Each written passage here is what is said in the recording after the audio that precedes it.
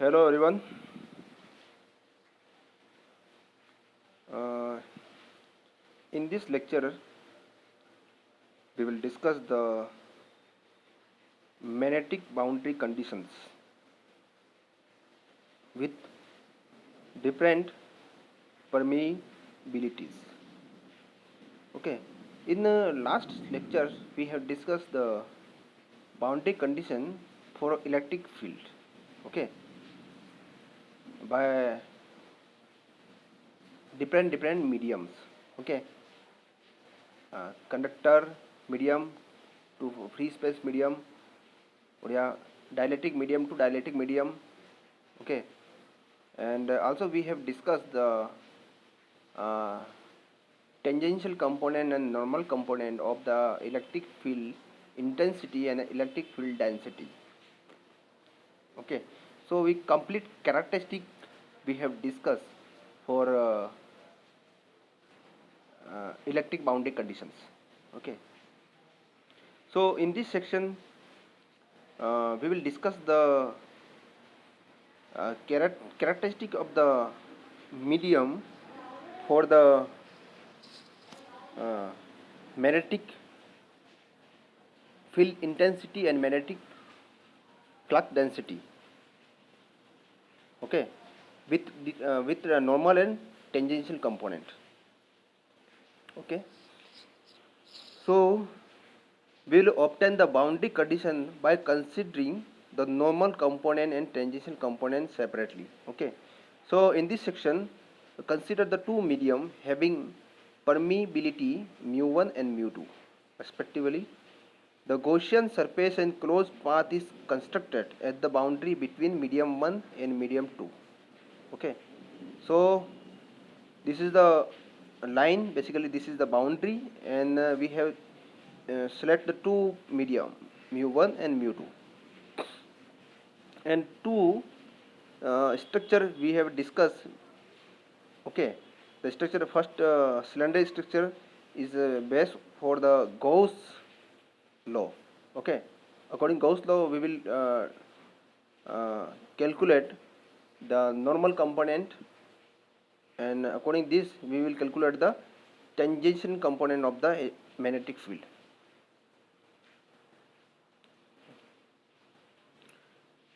Mm.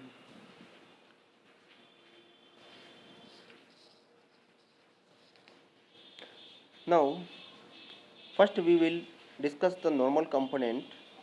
Okay, so considering the cylindrical Gaussian surface.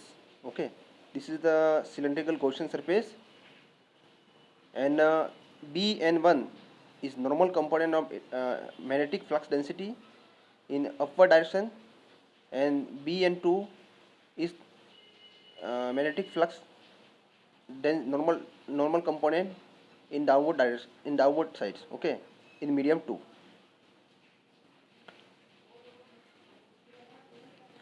From the Gauss law, the total magnetic flux over a closed surface equal to 0. Okay, according to Gauss law, total magnetic flux inside the cylindrical surface is equal to 0. So by using this concept, we can calculate the normal component of the magnetic flux density. Okay, so total flux over closed surface is 0. So integration of the surface integration of B dot ds equal to 0. Okay, so we divide the component B dot ds equal to 0 equal to top part of B dot ds plus bottom part of B dot ds plus side part of the B dot ds. So the integration is divided into three parts: top, bottom and side part, and which is equal to the 0. Okay. Now if we consider the height of the surface approaching 0, now if we consider that this is the height is negligible or approaching equal to 0, then the contribution of the side to the surface integral becomes 0. In that case, the integration of side is equal to 0 due to the negligible height. So only the first and second term is remaining.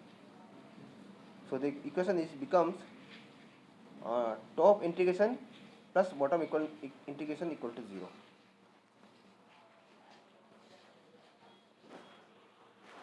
Okay.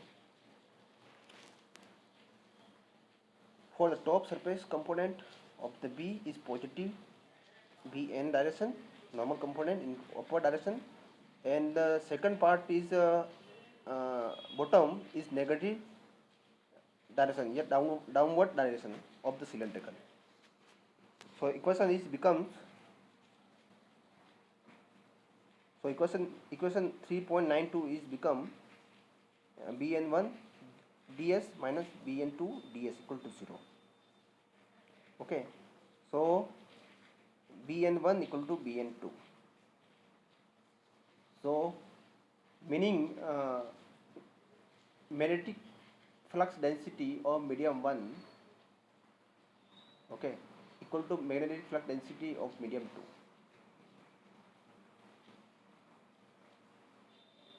Similarly, we can calculate the normal component of the magnetic flux intensity from this standard formula V equal to mu h, and putting this value Bn1 equal to mu n h1 and Bn2 equal to mu 2 hn2. Okay, putting this value in the equation, we can get mu1 h1 hn1 equal to mu 2 hn2. So ratio of hn1 by hn2 equal to mu 2 by mu 1. Okay, so from equation number 3.93 and equation number 3.94, we can conclude that the normal component magnetic flux density is continuous across the boundary. Okay, normal component of the magnetic flux density is continuous across the boundary, not depend on the any other parameter. But normal component of the magnetic flux intensity is dependent on the mu 2 and mu 1. So it will be vary according the mu 2 and mu 1, according the permittivity. Okay, so this is the not a intensity is discontinuous according to the surface. Okay, so only the electric flux in magnetic flux density is continuous across the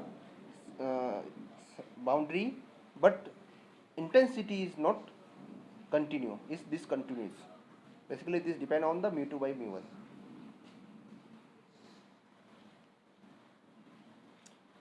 Now we discuss the tangential component of the field. So in this, for discussion on this topic, we consider the ABCD closed loop. Okay, let the average value of H tangent to the boundary in medium 1 and B HT1. This is the direction of HT1, and second is HT2 is the opposite direction of the HT1. A is represent the C to D and HT1 represent the A to B. Okay, by using the Ampere circular law, the integral of the magnetic field intensity around a closed path is equal to the current enclosed by that path. Okay, so by law of the Ampere circular law, the total enclosed current is equal to line integration of the magnetic field intensity. So the loop ABCD is divided into the 1, 2, 3 and 4 part. Okay, one is A to B, second is B to C, third is C to D, and 4 is D to A. Okay, and the total integral equal to the total current enclosed by the path. If we consider the height of the surface del y approaching to 0, then second and third term of the equation is 0. In that case, B to C and D to A term. Okay, B to C and D to A term is equal to 0. So remaining equation is AB, line integration of magnetic flux intensity, plus CD equal to total current enclosed by the loop.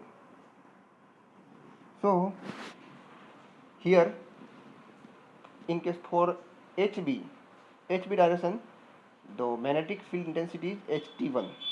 This is a tangential component in HT1 direction, and total length is del x. Okay. Similarly for CD, the direction of magnetic field is opposite to the HT1. Okay.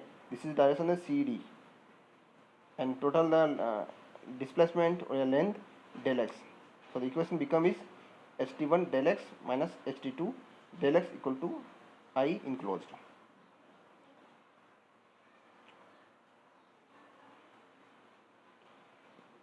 So also we can put up the value of K equal to I enclosed by del x.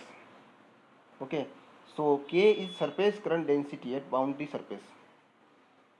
So HT1 minus HT2 equal to K.